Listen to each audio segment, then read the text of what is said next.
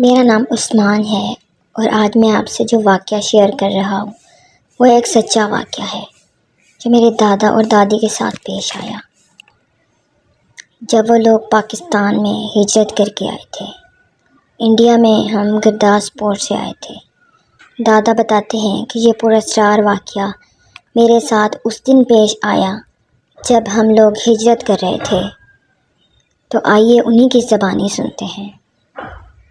ہم لوگ گرداسپور سے پاکستان کے لیے قافلے کی شکل میں نکلے تھے، لیکن راستے پر قافلے پر بلوائیوں نے حملہ کر دیا اور بہت سے مردوں عورتوں کو قتل کر دیا۔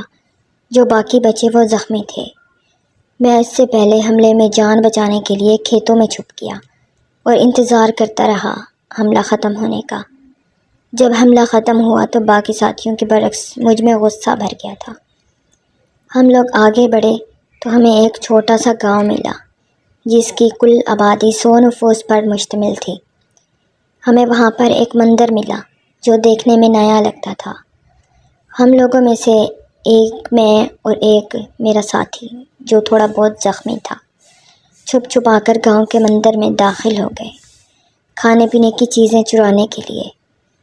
اتفاق ایسا کہ سارا مندر خالی تھا، البتہ وہاں پر ہندوؤں کے مذہب کے مطابق تلواریں بتوں کو سجانے کے لیے رکھی گئی تھیں۔ ہم لوگوں نے وہ تلواریں اتار کر اپنے پاس رکھ لیں اور واپس جا کر اپنے زخمی ساتھیوں میں بانٹ دیں۔ اصل واقعہ اب شروع ہوا۔ وہ مندر آسیب زدہ تھا۔ وہاں سے تلواریں لانے کے بعد عجیب و غریب واقعات ہونا شروع ہو گئے۔ ابھی ہم لوگ آرام کر رہے تھے کہ رات کا جانے کون سا پہر تھا کہ ایک دم بہت زیادہ گھوڑوں کے بھاگنے کی آوازیں آئیں۔ ہم لوگ سمجھے کہ حملہ دوبارہ ہو گیا ہے، لیکن جو دیکھا وہ بہت ہی عجیب اور پراسرار تھا۔ ایک سوار جس کا چہرہ انتہائی کالا، زبان اور آنکھیں لال سرخ انگاروں کی طرح، اور وہ خود ایسا جیسے سارا سونے کا بنا ہوا ہو۔ اس کے گھوڑے کی 8 ٹانگیں تھیں اور گھوڑا سانس کے ساتھ انگارے منہ سے نکال رہا تھا۔ اور اس بندے نے کوئی پرانی قدیم زبان میں پوچھا کہ مندر میں کون گیا تھا؟ جو گیا تھا خود سامنے آ جائے ورنہ میں سب کو مار دوں گا۔ یہ سن کر میری آواز گم اور آنکھوں کے سامنے اندھیرا چھا گیا۔ اب مرتا کیا نہ کرتا، باہر نکلنے کو ہی تھا کہ جو زخمی ساتھی میرے ساتھ تھا وہ تلوار نکال کر اس کے سامنے کھڑا ہو گیا، اور جو اس زبان میں اس نے بولا تھا وہ ہم میں سے کوئی بھی نہ سمجھ سکا۔ اس مخلوق نے صرف اپنے اشارے پر میرے ساتھی کو جلا کر راکھ کر دیا۔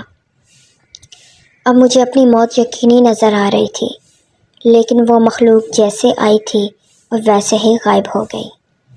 ہم پھر دوبارہ وہیں سو گئے۔ ابھی سو ہی رہے تھے کہ اچانک پھر دور سے ہمیں اذان کی آواز سنائی دی۔ ہم لوگ اسی طرف چل پڑے۔ جنگل بیابان سے گزر کر اس جگہ پہنچے جہاں سے آواز آ رہی تھی۔ ہم لوگ سوچ رہے تھے کہ وہ بہت بڑا گاؤں ہوگا جہاں ان حالات میں بھی کھلا مکھلا اذان دی جا رہی ہے، لیکن جب وہاں پہنچ کر دیکھا کہ ایک وسیع میدان ہے اور ایک نہایت ہی بوسیدہ سی مسجد کی عمارت ہے۔ ہم لوگوں کی عورتیں پیچھے رہ گئیں اور ہم مرد مسجد کی جانب چل پڑے۔ وہاں پر ہم لوگوں نے پانی پیا اور اپنی عورتوں کو بھی پانی پلایا۔ اس پانی کی برکت کے ساتھ ہی ہماری پیاس تو ختم ہوئی، لیکن بھوک بھی ختم ہو گئی۔ ہم مرد وضو کر کے مسجد میں بیٹھ گئے کہ ابھی نماز پڑھ کر پھر اپنا سفر جاری کریں گے، لیکن اندر گئے تو دیکھا مسجد تو بالکل خالی تھی، حتیٰ کہ مؤذن بھی غائب تھا۔ میرا ذہن ابھی یہی سوچ رہا تھا کہ اچانک سے مسجد کے دروازے سے ڈھیروں ڈھیر لوگ اندر آنے لگے۔ ان کے چلنے کے انداز سے لگ رہا تھا کہ وہ ہوا میں جیسے تیر رہے ہیں۔ ان میں سے کسی نے بھی ہم سے بات نہیں کی، نہ ہماری حالت کا پوچھا۔ نماز پڑھ کر وہ سب چلنے لگے۔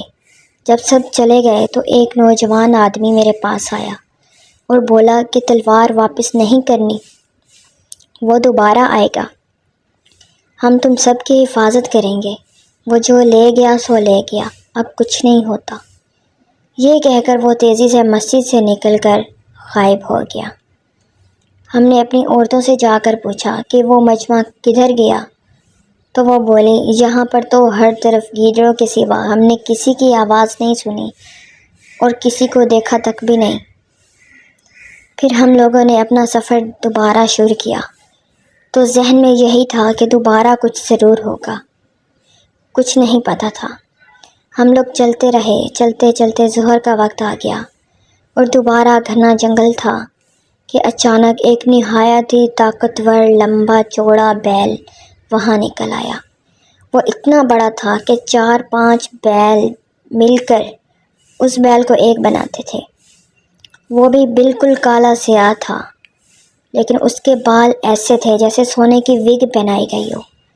وہ ہماری طرف انتہائی خونخوار طریقے سے بڑھا، لیکن اچانک نہ جانے 4 شیر کہاں سے نمودار ہو گئے، بالکل ایسے جیسے آگ کے گولے سے جانور۔ انہوں نے چھلانگ لگائی، ایک ایک کر کے انہوں نے آتے ہی اس بیل پر حملہ کر دیا اور بیل کو بھگا کر ہی دم لیا۔ جیسے ہی وہ بیل بھاگا، وہ شیر ہم پر ٹوٹنے کی بجائے چاروں سمتوں میں نکل کر ہماری آنکھوں کے سامنے ہی غائب ہو گئے۔ تھوڑا آگے گئے تو ایک بزرگ گٹھڑی لیے تنہا بیٹھے تھے اور انہوں نے ہم سے کہا کہ وہ بھی پاکستان جا رہے ہیں، آؤ میرے ساتھ، مجھے راستہ معلوم ہے۔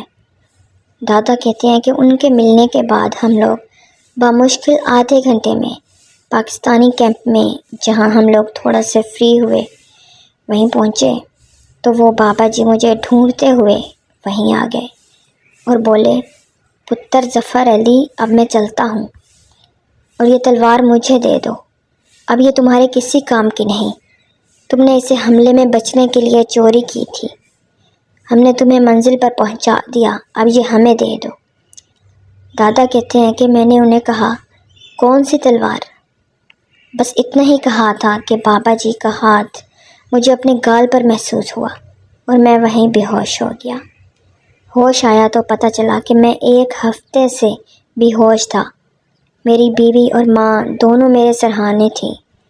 ہوش میں آنے کے بعد میں نے اپنا سامان دیکھا تو تلوار غائب تھی، لیکن تلوار میں لگا ہوا ایک قیمتی پتھر وہاں موجود تھا، جو شاید اس تھپڑ کے بدلے میں ملا تھا، جو اس زمانے میں 40,000 کا فروخت ہوا۔ بقول جوہری کے وہ پتھر کم از کم 300 سال پرانا تھا۔ سٹوری اچھی لگے تو ویڈیو کو لائک اور چینل کو سبسکرائب کرنا مت بھولیں۔